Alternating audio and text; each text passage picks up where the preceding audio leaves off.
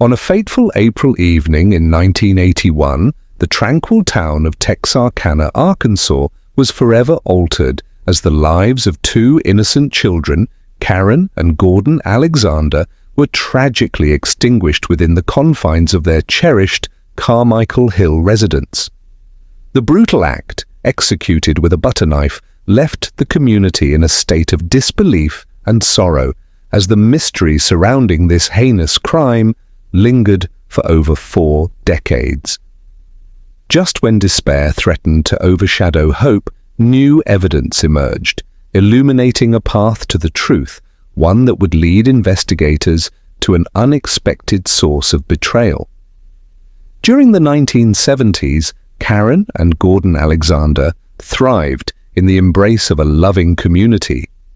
Their home on Carmichael Hill radiated warmth and joy, lovingly nurtured by their devoted parents, Weldon and Vera Alexander. Weldon dedicated his days to Cooper tire and rubber, while Vera enveloped her children in unwavering affection. Karen, a reserved 8th grader at College Hill Elementary, was known for her quiet nature, speaking only when prompted. With aspirations of becoming a nurse, her gentle spirit was evident to all who crossed her path, though her shyness masked deeper, darker truths. In stark contrast, 13-year-old Gordon was a beacon of energy and optimism. Despite grappling with significant health challenges, including a congenital heart defect and the aftermath of open-heart surgery as an infant, he embraced life with fervor. Even after a stroke left him with limited mobility in his left arm and leg, his resilience shone brightly, undeterred by the obstacles he faced. Following a fall that resulted in a broken hip, he remained spirited, navigating his recovery in a wheelchair. To the outside world, the Alexander siblings appeared to embody the essence of a perfect family, yet the reality behind closed doors was far more troubling. On the morning of April 8, 1981, what began as an ordinary day in Texarkana swiftly descended into horror. Shortly after 7 a.m., Weldon Alexander returned home from his overnight shift at Cooper Tire and Rubber, only to be met with an unsettling sight. Both the screen door and the wooden front door stood ajar. As he stepped inside, he was confronted with a scene of unimaginable tragedy. Gordon lay motionless on the kitchen floor. In a state of sheer panic, Weldon scoured the residence and discovered Karen lying in her bed, situated near the living room. Though she was still alive, her condition was dire, marred by multiple stab wounds. Without hesitation, Weldon contacted the authorities, who confirmed the harrowing truth. Gordon had already succumbed to his injuries. Karen, barely holding on to life, was swiftly transported to St. Michael Hospital. Tragically, she passed away 3 days later, on April 11th, never regaining consciousness. An autopsy revealed that she had been assaulted before her demise. The weapon, a butter knife, was left behind at the scene. Weldon confessed to having removed the knife from Karen's body and placed it on a nearby bookshelf, which explained his fingerprints on the weapon. The Texarkana Police Department initiated a thorough investigation, meticulously examining the Alexander home and interviewing neighbors, friends, and family. The absence of forced entry indicated that the assailant was likely someone familiar to the family. Weldon noted that Vera Alexander, the children's mother, was in a psychiatric facility at the time of the incident. With no clear suspects and scant physical evidence, the investigation stagnated, leaving the case unresolved. In 1983, a glimmer of hope emerged when convicted felon Henry Lee Lucas confessed to various crimes, including the murders of the Alexanders. However, his claims were quickly discredited when evidence revealed he had been in Florida during the time of the killings, and DNA analysis further excluded him. The tragic loss of Karen and Gordon left the Alexander family shattered. A month following the incident, Weldon and Vera relocated across town. Overcome by sorrow, Vera took her own life in 1984 at the age of 37. Weldon eventually remarried and welcomed 2 more children, yet the haunting memory of the murders lingered. In February 2022, retired Captain Calvin Seward reignited the investigation, inspired by advancements in DNA technology and the rising momentum of the Facebook page Justice for Karen and Gordon Alexander. In a meticulous collaboration with forensic criminologist Dr. Todd Steffi and esteemed DNA scientist Kelly Dixon, Captain Seward undertook a thorough re-examination of the evidence. The DNA extracted from the victim's fingernail tissue unveiled a familial connection, pointing directly to their father, Weldon Alexander. Further scrutiny revealed that fibers and materials from the crime scene were linked to items found at Weldon's place of employment.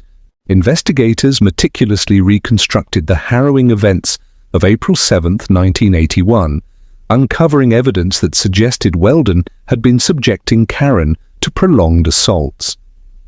On that fateful night, it is believed that Gordon stumbled upon the attack and attempted to intervene. In a moment of unbridled rage or desperation, Weldon first assaulted Gordon with a butter knife before turning his violent intentions toward Karen. Despite the overwhelming evidence, Weldon Alexander eluded justice, leading a quiet existence until his passing in 2014 due to complications from Alzheimer's disease at the age of 80, 2 luxuries he had callously deprived his children of. The pivotal breakthrough in 2022, led by Captain Seward and his dedicated team, finally provided the long-sought answers and a sense of closure for the community and the surviving family members. Although Weldon escaped legal repercussions, the truth has emerged, ensuring that the tragic narrative of Karen and Gordon Alexander will forever remain etched in memory. In February 2014, a tragic incident unfolded on Essex Street, where Stuart Cott, a cherished family member and friend, was brutally attacked, resulting in his becoming a paraplegic. A decade later, this beloved figure passed away, with investigators establishing a connection between the assault and his subsequent death. After years of searching, the perpetrator was finally apprehended. On that fateful day, February 11, 2014, the 36-year-old Stuart suffered a severe head injury in Colchester, England, which necessitated intricate daily care. Following the assault, he was rushed to the hospital, where medical professionals initially deemed his head injury life-threatening. Thanks to their skillful intervention, Stuart's condition stabilized, allowing for his eventual discharge. The police launched an immediate investigation, concentrating on Barrack Street and Harwich Road in Colchester, analyzing CCTV footage and setting up a mobile police station. Although the force determined that Stuart's injuries were the result of a serious assault, they were unable to secure sufficient evidence at the time. Tragically, in March 2024, Stuart Cott passed away. He was renowned for his ability to bring joy to those around him and was affectionately remembered as a beloved brother, brother-in-law, uncle, great-uncle, son, and friend. His family noted that despite the adversities he faced, Stuart maintained his mischievous sense of humor. A forensic post-mortem examination revealed a direct link between his head injury and his death, prompting a renewed investigation. This inquiry uncovered several new leads and fresh evidence, leading Essex police to initiate a homicide investigation following Stuart's passing. Detective Inspector Lydia George of the Kent and Essex Serious Crime Directorate remarked, "The injuries Stuart sustained had a significant and long-lasting impact on him, and of course, his family. Upon the passing of Stuart, and with the establishment of a causal link to the head injury, we reclassified his death as a homicide and initiated a new investigation." On November 11, 2024, law enforcement announced the arrest of a 61-year-old man in the city on suspicion of murder in connection with Stuart Cott's death. The individual has since been released on police bail, pending further inquiries in December. Stuart's family expressed their sentiments. His absence is irreplaceable, and he will forever hold a cherished place in our hearts. All of his family and friends will profoundly miss Stevie. Our playful family member may have departed from this world, but he will never leave our hearts. In September of 1997, a harrowing incident unfolded in Kingsport, Tennessee, as law enforcement responded to a distressing report of a burglary and a vicious assault at a residence. Upon their arrival, officers discovered the lifeless body of 17-year-old James Hudson, who had suffered from a staggering 24 stab wounds, and he was pronounced dead at the scene. Additionally, they encountered his mother, Mary Hudson, who had endured a brutal attack in her bedroom. Although DNA evidence was meticulously gathered, it yielded no matches, and despite the relentless pursuit of justice by investigators, the case grew cold for nearly 3 decades. The fateful call that initiated this tragic sequence of events came in the early hours of September 6, 1997, at approximately 4:31 a.m. from a neighbor's home situated across the street from the Hudson residence on Rock Springs Road. Upon investigation, it was revealed that the burglar alarm had been disabled and the phone lines severed. The Sullivan County Sheriff discovered James's body, while Mary recounted the terrifying ordeal of being awakened by an intruder who shrouded her in a pillowcase. In a moment of sheer terror, she heard a man's voice demanding money, to which she responded that there was none available, offering jewelry instead. As she fumbled in the darkness, the assailant's threats escalated, leading to a harrowing confrontation that culminated in her being forced downstairs. In a desperate plea, Mary inquired about her son, only to be told he was tied up.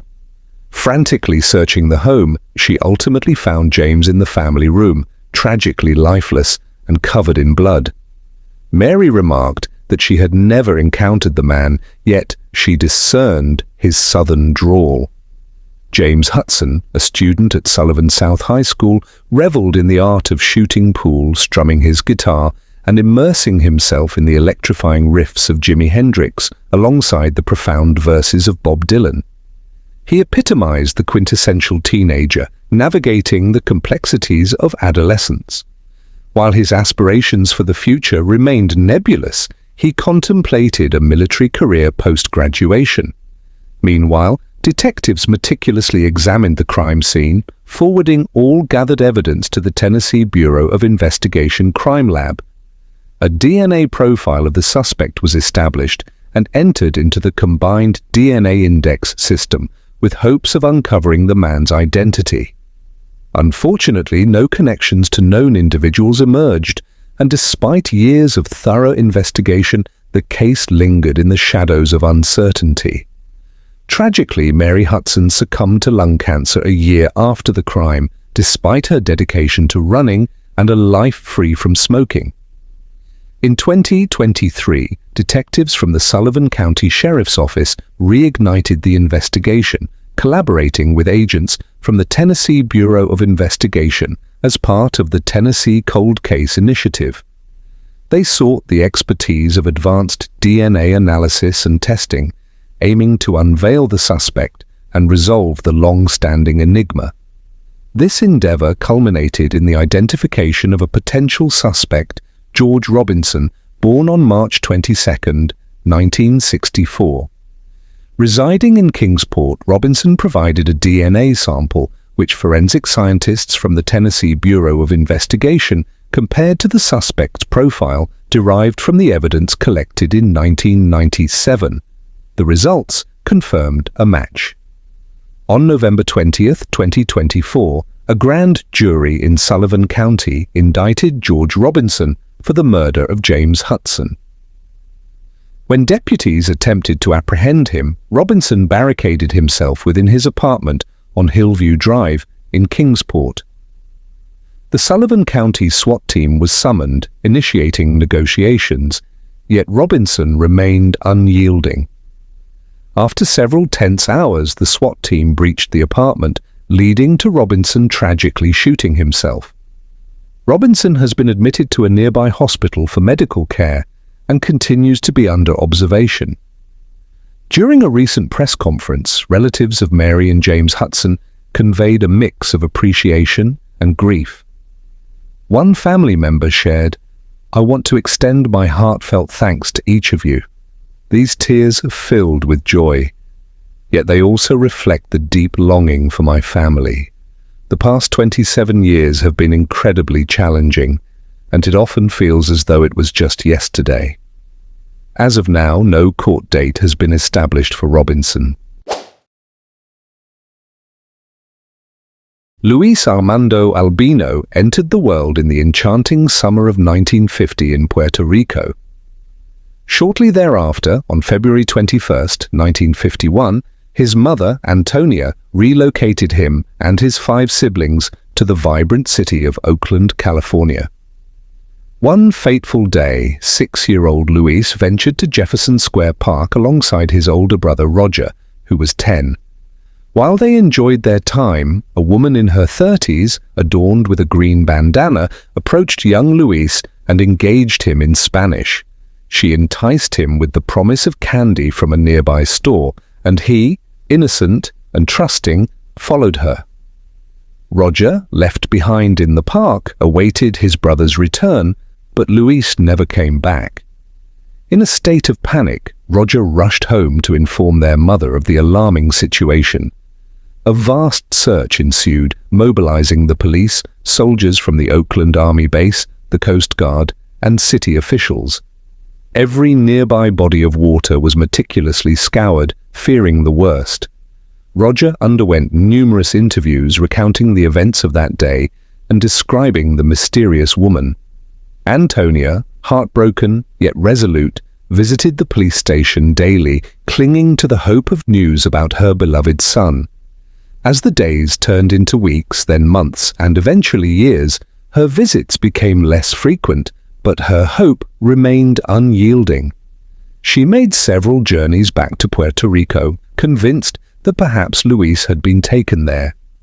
The year 1966 marked the somber 15th anniversary of Luis's disappearance. Instead of succumbing to despair, his family embraced this milestone as a renewed chance to locate him. Now 21 and eligible for military service, they hoped to find his name in the official Selective Service records, yet their search yielded no results. Antonia's faith in her son's survival never faltered. His photograph adorned her home, and she carried an article detailing his disappearance in her wallet. Even as the years slipped by, she continued to pray for a reunion with Luis before her own time came to an end. Tragically, that reunion never materialized. Antonia passed away in 2005 at the venerable age of 92, her heart forever holding on to the hope of seeing her son once more. Luis's absence was not a hidden chapter within the family narrative. Rather, his nieces and nephews grew up with the knowledge of his existence. The family's enduring quest to locate him was a frequent subject of their discussions. In a whimsical turn of events, one of his nieces, Alita Aliquin, decided to take a commercial DNA ancestry test in 2020. To her astonishment, the results revealed a 22% match with a man she had never encountered before. Instinctively, she speculated that this individual could be her long-lost Uncle Luis. She reached out to him through the platform, yet her message went unanswered. In February 2024, while watching a documentary that delved into Puerto Rican folklore, Alita felt a renewed sense of purpose to investigate the lead she had uncovered in 2020. Together with her daughters, they embarked on a quest to research the name associated with the DNA match, utilizing both online resources and the Oakland Public Library. Their efforts bore fruit when they discovered photographs of a man bearing that name, whose likeness strikingly resembled other family members, reinforcing their belief that they were on the right path. They approached the police, who subsequently liaised with the State Department of Justice and the Federal Bureau of Investigation to initiate a fresh inquiry. The man Alita had matched with was located on the East Coast. He was a father and grandfather, a retired firefighter, and a Marine Corps veteran who had bravely served 2 tours in Vietnam. Both he and Alita's mother provided DNA samples for the investigation. On June 20th, 2024, investigators arrived at Alita's mother's residence to deliver the momentous news. The DNA test results had confirmed that her brother Luis had been located. The specifics of his East Coast residence and the name he has been using remain undisclosed, so I shall continue to refer to him by his birth name, Luis. The Federal Bureau of Investigation interviewed Luis, who recounted fragments of memories regarding his abduction and subsequent relocation to the East Coast. However, the adults surrounding him during his upbringing never addressed the questions he posed about those memories, leading him to believe he was the biological son of the couple who raised him. On June 24, 2024, Luis arrived in California to reconnect with his siblings. Upon meeting Alita, he embraced her warmly and expressed his gratitude for locating him. The following day, Alita introduced him to their brother Roger, the last family member to see Luis before his abduction. The brothers shared a heartfelt hug and engaged in deep conversations about the day of the kidnapping and their respective military experiences. Although Luis's initial visit to California in June was brief, he returned in July for a 3-week stay to spend quality time with his family. Unfortunately, Luis was not located in time for his mother to reunite with him, but he was found just in time for Roger, who sadly passed away in August 2024, only weeks after their reunion. Alita felt a sense of relief, knowing her uncle had the chance to see Roger once more before his passing. "I believe he died content," she shared with the Mercury News. He found peace within himself, knowing his brother was safe. "I was truly happy to facilitate this for him, providing him with closure and tranquility.